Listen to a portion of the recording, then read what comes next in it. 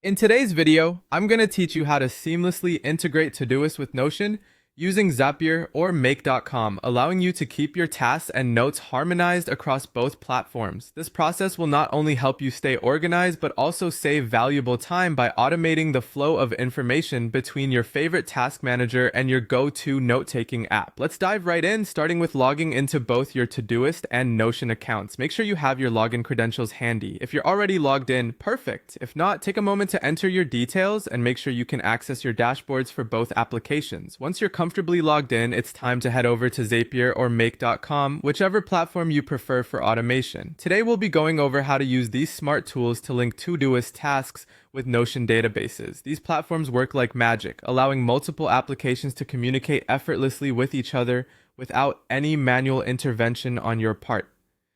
The first crucial step is to authenticate both your Todoist and Notion accounts on your chosen automation service.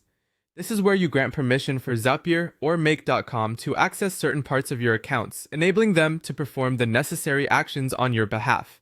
Follow the on-screen prompts to authorize both services. This usually involves a few clicks, but is absolutely essential for setting up the integration.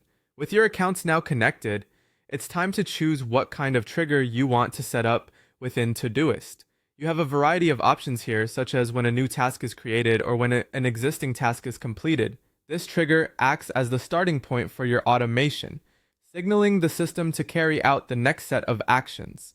Once you've selected your trigger, the next step involves mapping the task properties. Here, you'll want to define how information like the task name, due date, and priority should be handled and transferred into Notion. Think of this step as creating a blueprint that tells the automation tool exactly how to interpret and distribute the data between your Todoist and Notion. After everything is mapped out, it's essential to test the connection. A quick test run will ensure that all the components are communicating correctly and that the data is transferring seamlessly between the two platforms.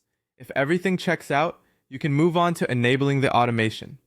By doing so, you're activating the system to work continuously in the background, keeping your Todoist and Notion synchronized. And there you have it.